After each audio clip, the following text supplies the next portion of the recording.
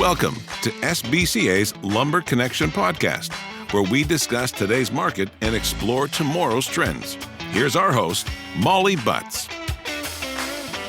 Hello and welcome to Lumber Connection. It's the week of March 31st, 2025, and I'm back in the studio with my regular experts, Justin Binning and Ken Timmins. Justin and Ken are from American International Forest Products, or AIFP. Welcome to the podcast, gentlemen. Hey there, Molly. I'd say how goes it, but I think we probably better just jump right into the podcast this week because I'm guessing our listeners probably have a few questions that you might be able to answer. So without further ado, let's just address the elephant in the room again. What's going on with tariffs and the lumber industry?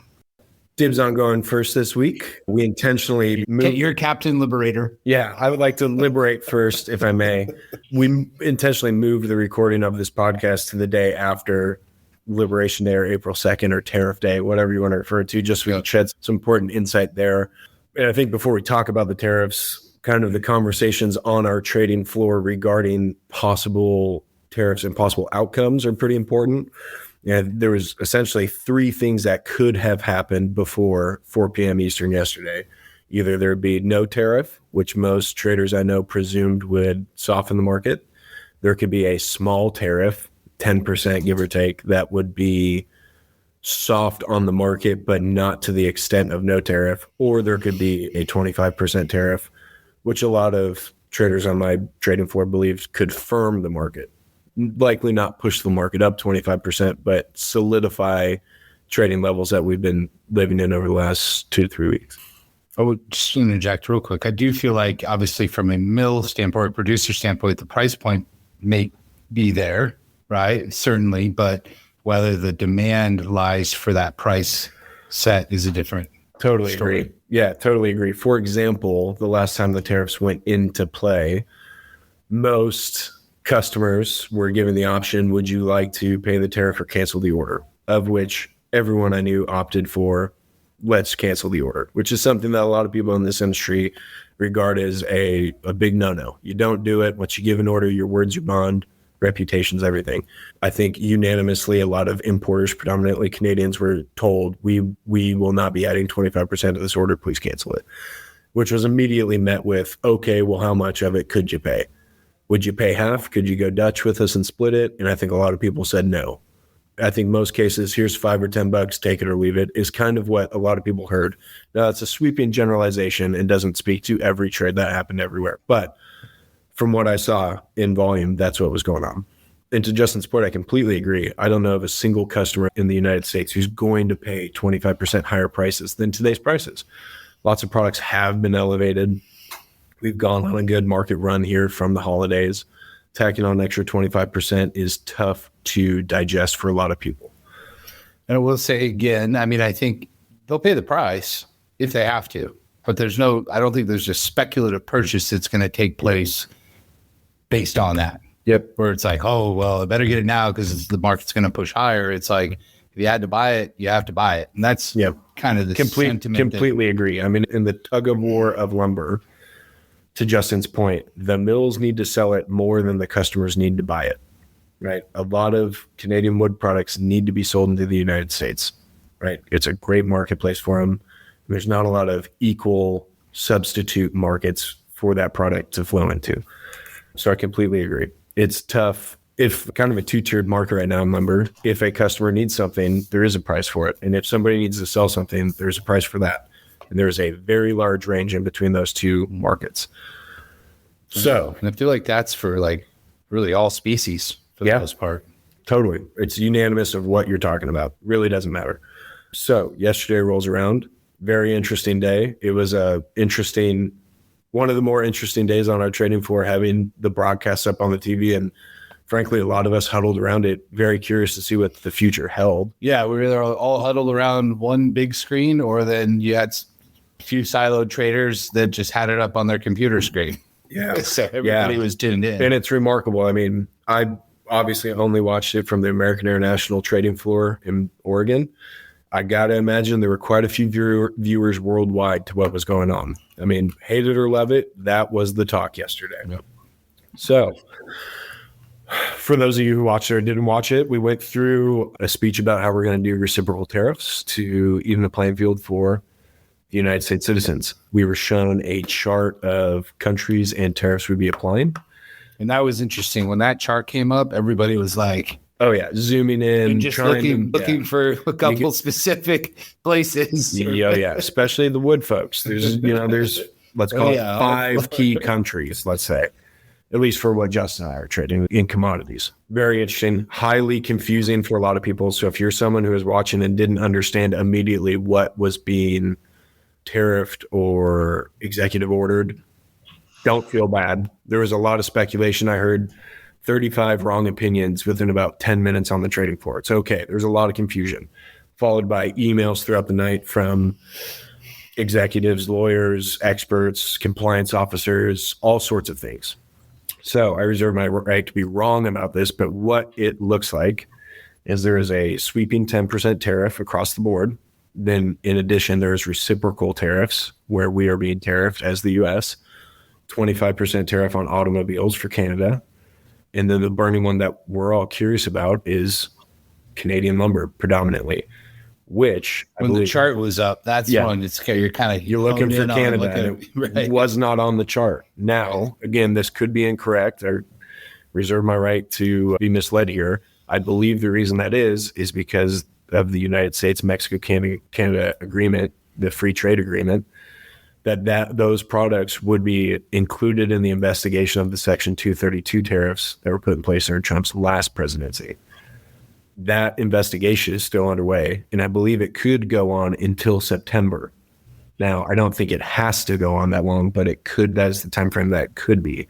So until that investigation concludes, we can't assess the tariff there. Now, that's not the same as the countervailing anti-dumping duty, which is separate. So that's a lot of words to say. Didn't get tariffs. There might be some coming in the future, which, believe it or not, puts us right back in the seat of what's going to happen. Everyone looked toward April 2nd for clarity. And we've actually, in an oddball way, on this one product we're focusing on, which is Canadian lumber, are back to not exactly knowing what the number is going to be. So where does that leave people in our industry? Sawmills who sell wood, wholesalers who trade wood, truss component manufacturers who use wood. We're back to the space of where's the market? We have wood that needs to be sold. We have customers that need to buy to some degree, whether that's strong demand, weak demand, lies there somewhere in the middle. From what I'm seeing on the trading floor today, it is 100% a buyer's market. There are more sellers than there are buyers today. And the futures board showed that earlier this morning. I'd say the most dramatic drop in futures I've seen since COVID. It was very emotional. Now, the numbers I'm hearing in the trade on the floor would parallel that. I do think there are quite a few Canadian producers who are being told by the owner of the sawmill, hey, we need to sell some wood. And wood is getting sold. There's the good news and the bad news of it. It's made every day. We use it every day. And guys like Justin and I are trading it every day. The show goes on. No matter what the overall theme is, we're going to continue to do business. Now, there's uncertainty in the future of the price trend, but the consistency is there still will be imports into the U.S. There will be consumption in the U.S., and we're going to keep building. As everyone in the SPCA knows, there's unbelievable demand for our products, predominantly in prefabricated components. Yeah, and with that word uncertainty, right, that's been the word of the year so far. I think at least this third round of this discussion within tariffs, there is a level of certainty that I think has come out of this to some degree. Obviously, with what's going on in the background, still fine-tuning things, there's still going to be a level of uncertainty. But this time, it just felt like the emotion was pulled out of this. Now, granted, we're all huddled around watching, but the what's the word I'm looking for? Kind of the lead up to this and the aftermath of this feels completely unchanged. Correct. In terms of the cash trade, right? Or liquidity or whatever you want to call it, purchasing of lumber, relatively unchanged. From a producer standpoint, from at least speaking from the U.S. South, pretty unchanged, right? No big swings in terms of pricing or price structure. The approach this go around seemed much more, just day in, day out trade, right? We're going to trade the day. We're not going to speculate on pricing or what we think we can get out of a product or a price. And to the customer standpoint, they've really stayed the course the whole way through regardless. Again, from my purview, the purchasing process has been very much like it's been last year or end of the quarter, or I'm going to kind of buy it when I need it. And where the price lays, the price lies. It's less about price, more about what I need when I need it. And even with all this, I feel like the net consumer has really continue that hand-to-mouth approach. And we didn't feel any big shifts over this past 48 hours. Yeah, I'm from the folks that I'm working with intimately, I'd say there's kind of two archetypes of a person who's buying lumber right now. You've got a larger company that's financially stable enough to have bought bigger positions earlier in the year at great levels, and through this process has gotten to kind of sit back and look for values, which they're presenting themselves. Yep. Or to Justin's point, you have a smaller operation that maybe doesn't have as large of a cash position that has to hand to mouth it a little bit. And I would even make the case that those folks, maybe demand might have been pushed forward a little bit. They might have grabbed a little bit of insurance wood just to cover themselves. So it's interesting. We're sitting at 1.5 million housing starts, big jump from 1.1. Justin and I have been talking about this for weeks. Doesn't feel like we jumped from 1.1. Doesn't feel like 1.5 whatsoever. I think the multifamily sector is widely missing from the trade. And as I was a previous bartender, those folks stir the drink. That's really who moves the market most of the time. So until they participate, I think the market's going to continue to be unenthusiastic. Yeah. Now, those people do have jobs sold, and there will be a capitulation mode here soon where things will need to be covered regardless if they're profitable or not. Jobs have been getting kicked. That's also a major theme over the last couple of years. But and it feels like on that note, like the multifamily, a lot of things you just hit the brakes hard. Yes. Right. With this tariff stuff. Yeah. And the uncertainty that lie ahead. So it'll be curious to see if maybe there's a little bit more comfort level now moving forward to some degree to kind of kickstart some of that stuff. But this year's really feeling very similar to last year, where we, didn't feel like we had much of a spring push. And then it felt like we had a pretty strong summer, at least the first half. And then we kind of cooled off pretty good again in the second half. Yeah. In the latter half of the summer, the dog days. So it feels like we're just kind of repeating ourselves. It's funny. Degree. A lot of people, last year, from a trader's mentality, a lot of people felt like the bulk of the business got done in the first 6 or 7 months. And the back half of the year was bleak. I think a lot of people thought that this year would follow the same tone. Following yesterday's announcement, I heard the reverse of that opinion. A lot of people thought, well, hope you did well in the first half of the year because the next half is going to be like last year. I thought, wow, that was a kind of a attitude 180. It was a strong pivot of outlook for Q3 and Q4 of this year. It's interesting. Yeah. If you made me summarize everything we just said across 14 minutes with a yes or no answer, the answer is no. We don't have tariffs. It's obviously more complex than that, and it's going to continue to develop and change daily. So it's I think you're spot on with that, though. Like the level of optimism at the end of last quarter moving into this year, and also with kind of your point on some of those speculative purchase and more bulk buys towards the end of last year. I mean, I was a part of that. I saw tremendous value the end of last year in the pricing where it was, and tying it in with a pretty high level of optimism to start out the year. And that waned pretty quickly as we got into February, right, with a new administration and a new talk, kind of the great reset is occurring. But it's a great point. Well, and real quick, the calendar of this year has been wild, right?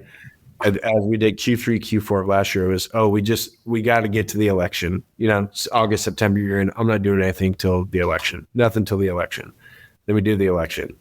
Okay, but actually, I'm going to wait till Inauguration Day. That's the day I'm going to do something. I'm going to wait till Inauguration Day. That's the day. Okay, cool. Sounds good. Well, we got a tariff thing coming out here. We're going to wait till that. Then we kick that 30 days. Now we're reviewing it. It's just like, there's something interesting in the atmosphere about what is our next day to worry about, right? Like everybody in the world has that next pivotal event that we all think is going to drastically change something. And truthfully, nothing's really changed that. On paper, yes, are we making changes? 100%. But in the day-to-day movement of raw goods, it's remained fairly consistent. Yeah, I mean, it really has. And, it's funny, we talk about, it's like, man, the trade hasn't felt like this 1.5 number.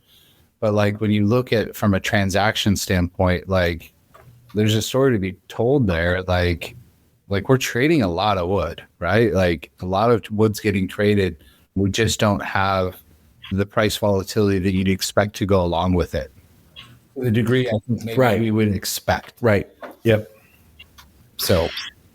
Yeah, I mean, you guys have been talking for the last, I don't know, 6, maybe 8 months about the fact that so very little has injected emotion back into this market in any sort of way. And yet, I think when we were talking about the tariffs a couple of times ago, it was, well, this a little bit of emotion, but even everything that occurred yesterday really sounds like it hasn't had that effect. And the other thing I think that parallels that is the discussion about the sort of just-in-time delivery of getting what you need when you need it.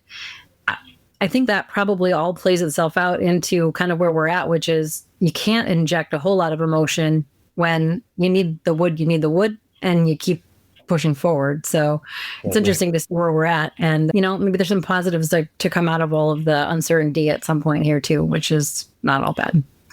All right. So the tariffs are the big thing, but I know that there are a lot of other things that affect sort of what happens in our industry and in the lumber market. One of the things that we often talk about is trucking, rail cars, that kind of thing. And I know we were having some conversations before we got into the podcast this afternoon that some of those things are having an effect on the market as well. So I thought maybe you guys could touch on that a little bit before we wrap up the episode. Yeah, capacity has been extremely tight, and specifically speaking out of the U.S. South, just you're finding a lot of lanes that you feel like are pretty easy hauls that all of a sudden aren't as easy. The overall cost of logistics it seems like it's up, 15% overall on the cost of what we're paying for that capacity. So less capacity available, bigger price tag attached to it. So, the prompt loads are not prompt. I feel like we had this discussion, all through COVID and some time past that where it was like 2 weeks is the new prompt. And it feels like, we got out of that to where prompt was now back to your, 2 to 3 day kind of turnaround time if you had a relatively close haul.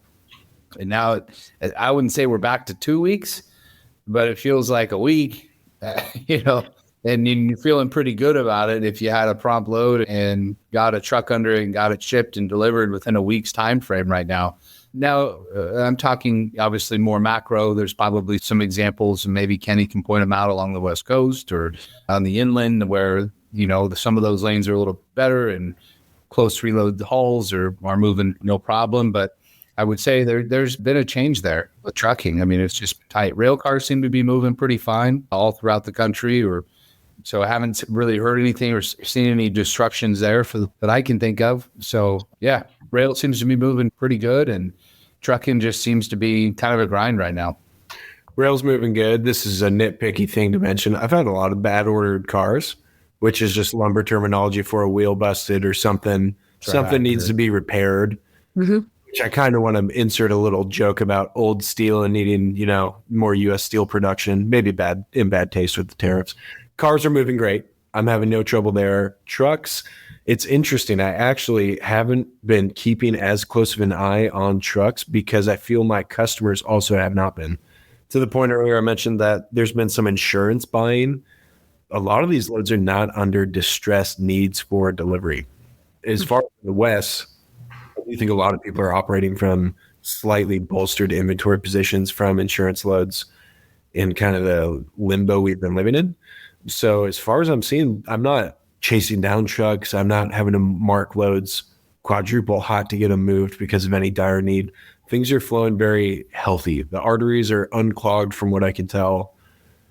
Logistically, everything's okay. And I don't see anything. Today's April 3rd. I don't see any holiday or product or anything late April that's going to cause a drastic change over the next 2 to 4 weeks. I think it should be healthy. Yeah. And I pulled up some cheat sheet here, right, with some trucking keynotes from our department here. And I'd say, we've got one of the best departments in terms of logistics.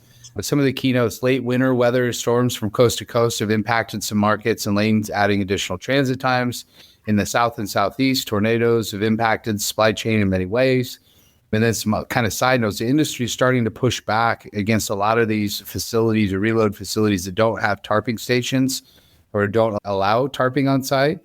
And that's also where you're seeing the industry's trying to make this push to convert 48-foot trailers to 50-foot Conestoga and curtain vans to avoid tarping altogether. And this obviously has a reduce in carriers' insurance and their premiums drastically. We all know, I think we can all attest that insurance is not cheap on anything anymore. And then we're just seeing a lot of, they pointed out some notes in some specific markets. Memphis, for example, 2 to 3 week lead times are not uncommon. Lumber's currently competing against a lot of other high-end commodity goods. So that's creating some issues. Upper Northeast, New York, saturated with available freight. So a lot of stuff that needs to be moved. And again, capacity is limited. Some other markets, in Florida, both intra-Florida loads are not moving real well. So again, there's a few notes, Louisiana, Georgia, kind of touched on that, Alabama, Mississippi, a lot of available freight. And we're just seeing a capacity issue. So maybe that ties in line with our big start numbers. And there's a lot of lumber being sold. Again, it doesn't, Show goes on. I'm feeling it, but we're trading a lot of lumber every single day. So. Okay. Appreciate the update on trucking and also rail as well. So as we head into the end here, some final thoughts for our component manufacturers as they head into the next couple of weeks? Yeah, in terms of the U.S. South right now, production is good. Production is strong. I wouldn't say there's really any big change in the U.S. South in terms of the supply base. So they're turning it out every day. It's kind of the battle of the narrows right now. 2x4 is showing relative strength across all zone, where its brother 2x6 is starting to struggle a little bit across all zones. And I would say that's primarily in all flavors. I'll just, keep it at that because it's hard to dissect. If you need more info, call me. I'd be happy to help. But 4-inch, pretty good. 6-inch, starting to soften. 8-inch, print was flat on it, but I'd say print, I think 2x8's a little bit better than that, just based on availability. So there's not a plethora of 2x8 to pull from, really in any grade. 2x10, too cheap for too long. So some strength there. It's still kind of grinding up, and that's really just a supply and demand. There isn't a lot of it being made, and there has been a slight uptick in demand for it currently. So 2x10 has some decent strength in it.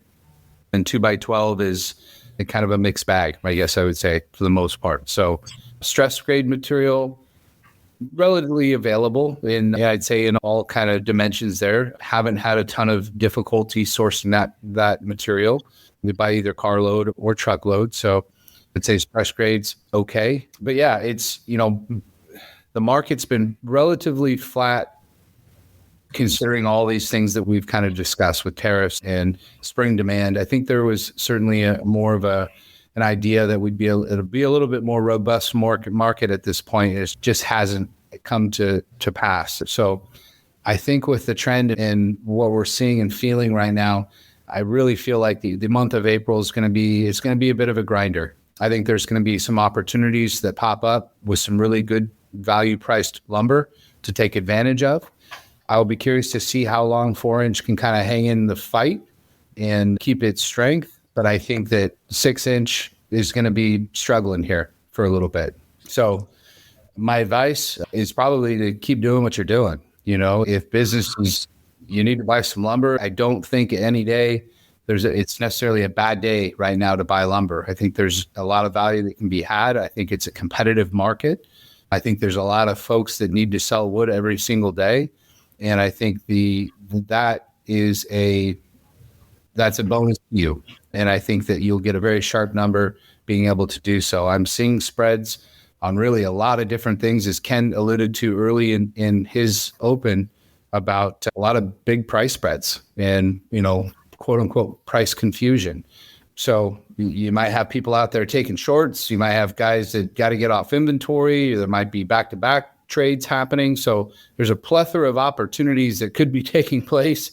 And the only way you're going to find out is if, keep your head in the game, or I think Ken likes to say, keep your head on a swivel and be looking for those opportunities, because they are out there to grab some deals and cover your lumber needs. Super well said. I was going to say the same thing. There's high confusion. There's lots of opportunity. Definitely be on the ball. Of the times to tune in and be active on working it, there's plenty of times we'll tell you, sit back, hug your employees, buy them hamburgers, whatever. Right now is the time to really put the coffee pot next to your computer and just check it out.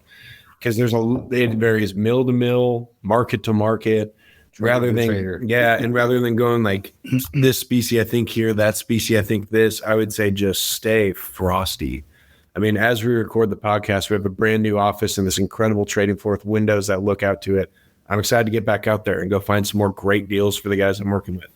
I mean, the trades we put together today, if you told me we'd do them at these levels 2 weeks ago, I would have told you no, that's crud. And it's really not. There's a ton of opportunity out there. So if you're somebody who wants to level up a little bit on your raw inventory costs, we're excited, professionals who want to help. We have a passion for this industry and this group. If you're part of the club, we would love to hear from you, and we're very findable. All right. With that, I think we'll wrap up our episode for this week. Justin, Ken, thank you for your continued expertise and enthusiasm. I enjoyed our time together. As always, albeit brief, and look forward to the next installment of Lumber Connection. Thank you, Molly. Thanks, Molly. This has been a Lumber Connection podcast by SBCA. If you have a question you'd like a guest to answer on a future podcast, send it to podcast@sbcacomponents.com.